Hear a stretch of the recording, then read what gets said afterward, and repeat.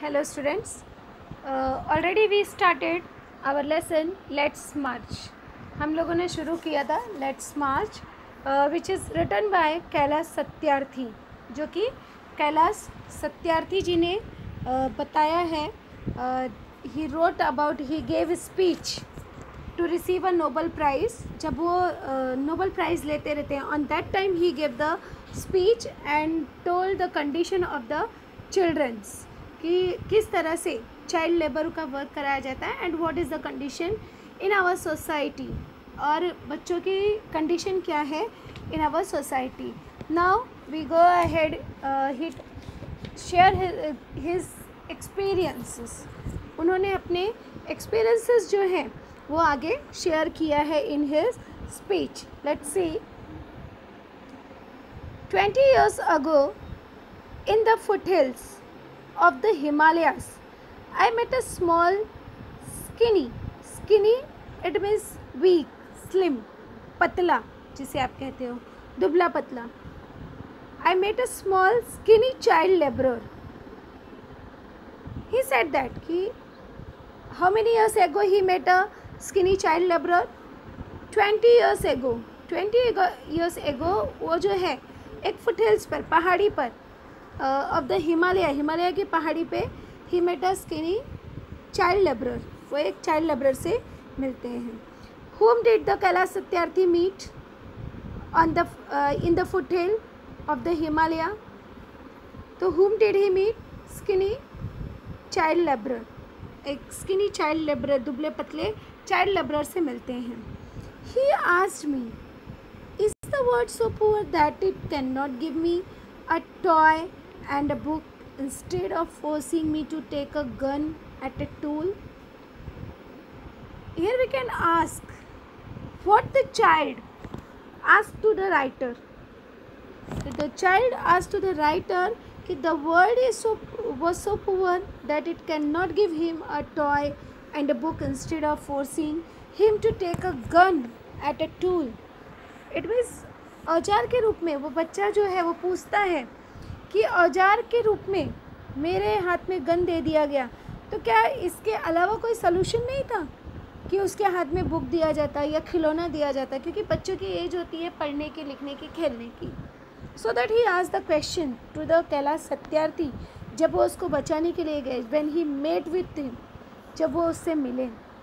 C here we can ask direct indirect question.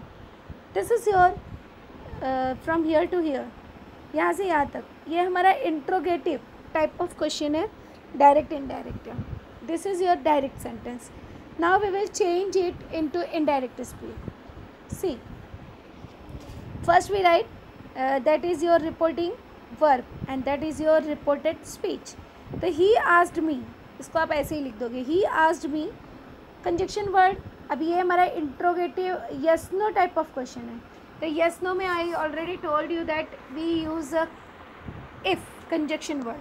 तो यहाँ पे हम लगा देंगे ही आस्क्ड मी इफ़, उसके बाद सब्जेक्ट लिखेंगे द वर्ड, फिर इज एमर का was were. The word was so poor that it, can का चेंज होकर कुड हो जाएगा, कुड नॉट गिव मी का him a toy and a book instead of forcing him to take a gun at a tool. तो ये आपका हो गया indirect speech. Once again I repeated. He asked me if the world was so poor that it could not give him a toy and a book instead of forcing him to take a gun at a tool. Again he shared his another experience. I met with Sudanese child soldier. कहते हैं कि मैं Sudan के child labourer से मिला. It means because he have experience of the world. Education tag of it, I met with Sudanese child soldier. अब इसका क्या होगा, चाइल्ड सैनिक से मिला, तो इसका क्वेश्चन टैग क्या बनेगा, मेट है. मेट इज़ द वर्ब का second form, meet met, right. तो इसका क्या लिखा, डिडंट. यहाँ पे हम लिख देंगे didn't I. Identify kind of tense. ये कौन सा टेंस है हमारा? द मेट वर्ब का सेकेंड फॉर्म है, so that here simple past tense. This is a simple past tense. She was kidnapped by an extremist militia. Extremist militia it means आतंकवादी, जो आतंकवादी होते हैं. तो he shared that who was kidnapped by an extremist militia. Who was kidnapped? Sudanese child soldier, right? Sudanese child soldier जो था वो kidnap कर लिया गया था आतंकवादियों के द्वारा. See, she was kidnapped by an extremist militia. It's a active voice or passive voice? ये active voice है कि passive voice है? Identify the voice. So this sentence is your passive voice, because was आया, verb का third form आया, by आया, तो it means ये आपका सिंपल पास्ट टेंस का पैसिव वॉइस है.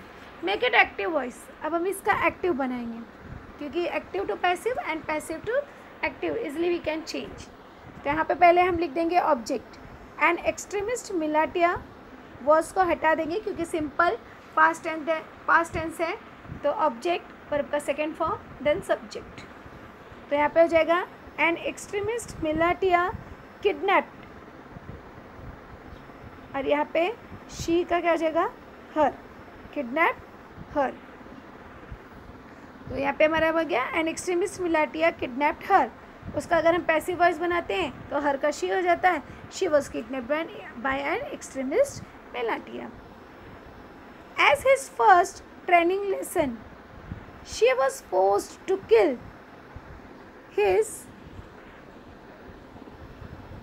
his a friend and family.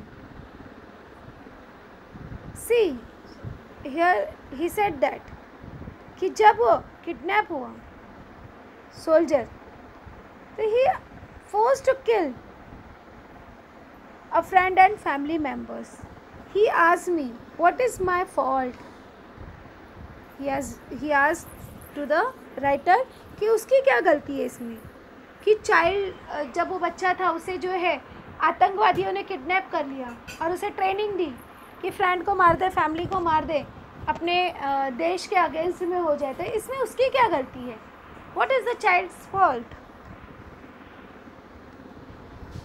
सी, यहाँ पे डायरेक्ट स्पीच से हम इनडायरेक्ट बनाएंगे.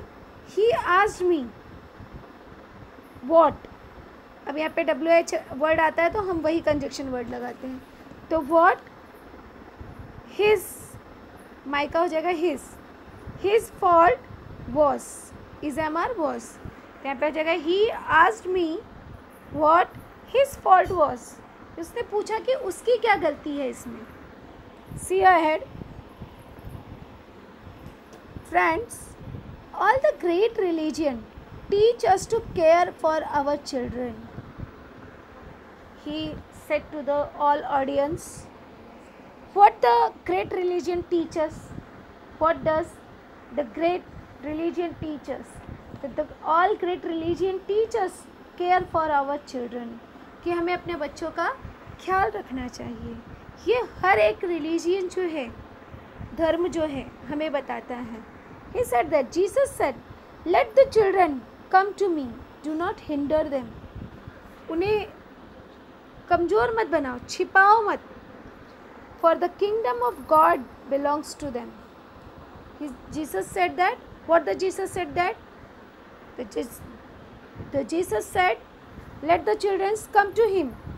कि बच्चों को उनके पास मिलने दो, जाने दो. Do not hinder them. For the kingdom of God belongs to them. This is told by in a Jesus.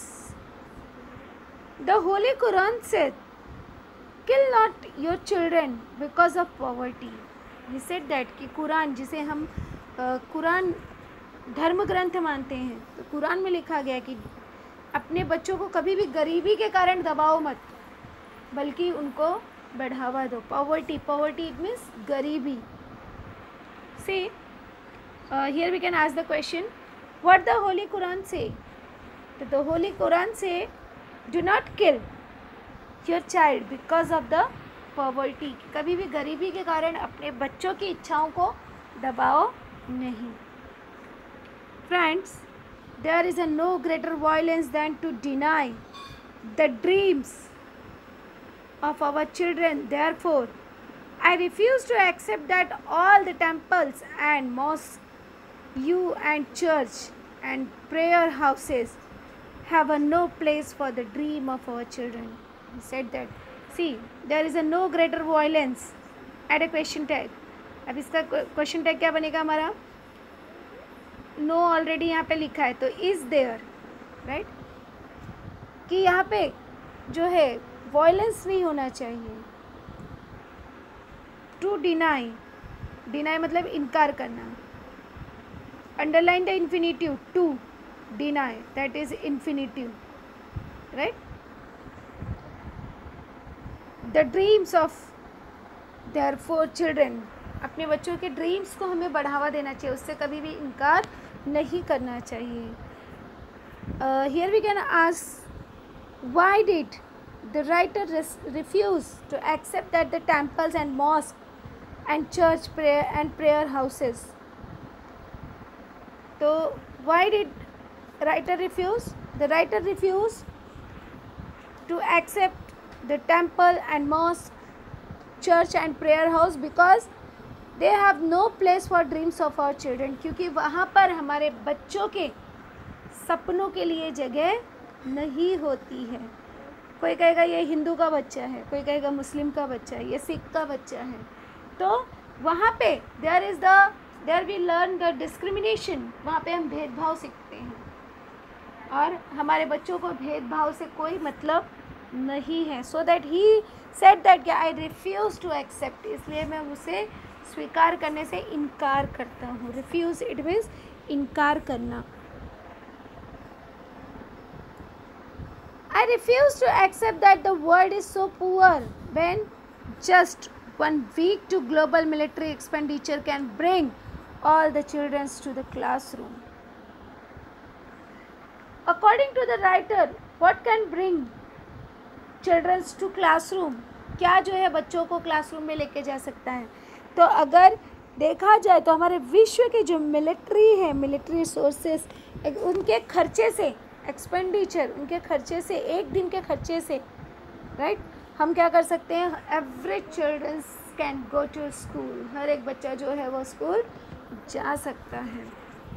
I refuse to accept that all the laws and constitution and जज are unable to protect our children. He said that कि किस तरह से हमारा जो नियम है, हमारा जो कानून है, वह इतना कमज़ोर है, क्या इतना कमज़ोर है कि वो बच्चों की रक्षा तक नहीं कर सकता। आए दिन जो है हम किडनैपिंग के केसेस, रेप के cases and all cases we heard in news.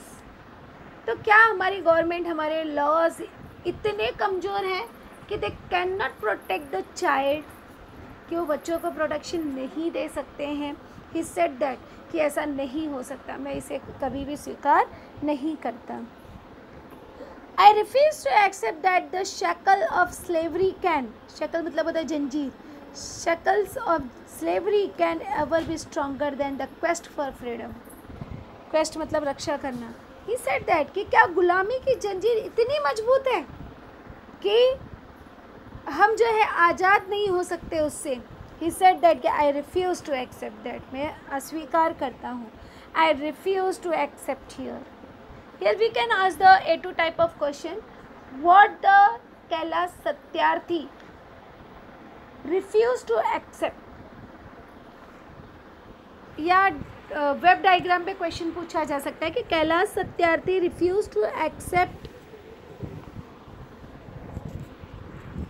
तो क्या आएगा हमारा answer? First, refuse to accept that the world is so poor when just so poor, first point. Second point, refuse to accept that all the laws and constitution and judge are unable to protect children.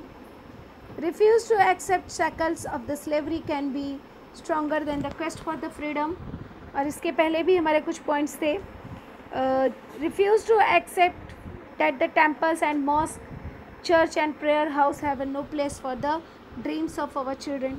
तो इस तरह से we can write the 4 points. 4 points हम लिख सकते हैं।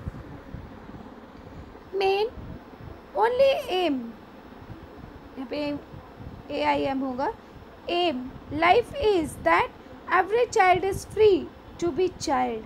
हर एक बच्चा जो है आज़ाद है, जन्म से ही बच्चा जो है आज़ाद है, ये उसे स्वतंत्रता हमारे कॉन्स्टिट्यूशन में, लॉ में उसे मिला है।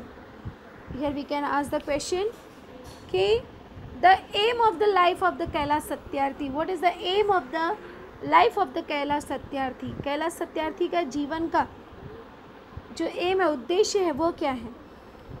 First of all free to grow and develop. उनका कैलाश सत्यार्थी का एम क्या है कि बच्चा जो है फ्री हो बढ़ने के लिए, आगे बढ़ने के लिए। Free to eat, sleep and see daylight, वो जो है खाने के लिए, सोने के लिए और दिन देखने के लिए, हर एक दिन देखने के लिए वो आज़ाद हो। That is the aim. Free to laugh and cry, हंसने रोने के लिए वह जो है स्वच्छंद हो। Free to play and learn, सीखने के लिए, खेलने के लिए बच्चा जो है वह पूरी तरह से आज़ाद हो, फ्री हो। Free to go to school and above all, बच्चा जो है पूरी तरह से स्वच्छंद हो स्कूल जाने के लिए। फ्री टू ड्रीम, स्वप्न देखने के लिए। This is the aim of the Kailash Satyarthi. ये एम है कैलाश सत्यार्थी का कि हर बच्चा जो है वह बढ़ने के लिए, पढ़ने के लिए, खाने के लिए, सोने के लिए, हंसने के लिए, खेलने के लिए और सीखने के लिए, हर चीज़ के लिए वह स्वच्छंद हो, आज़ाद हो। That is the dream of the Kailash Satyarthi. Here we can ask the some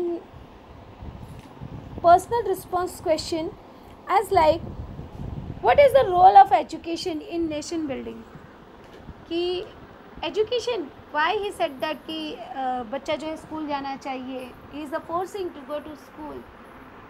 तो what is the role of education in nation building, राष्ट्र निर्माण में शिक्षा की क्या भूमिका है? तो according to me education is a very important part of our life because educated citizen can build the nation। जो शिक्षित इंसान है वो राष्ट्र का निर्माण कर सकता है। People who are educated think and work to achieve the dream of our any country। किसी भी देश का अगर कोई नागरिक शिक्षित है तो it means they can achieve their dreams। Education helps in a dream building, हमारे सपनों की इमारत को जो है वो साकार करता है।